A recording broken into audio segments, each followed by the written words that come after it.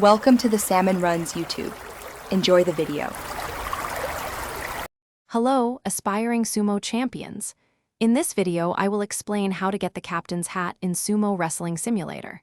This isn't just any accessory. It's a special, limited-time item that adds a fantastic touch to your character.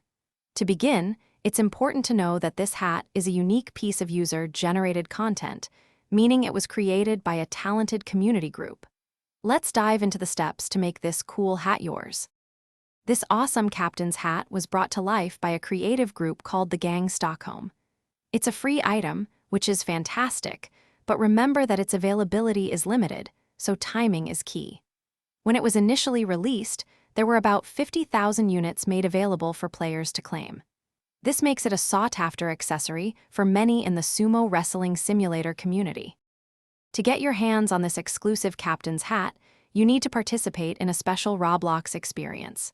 This particular event is called Escape Pirate Cove, within the Sumo Wrestling Simulator. It's not something you can simply buy. Instead, you must successfully complete the challenges and objectives presented within this unique pirate-themed adventure.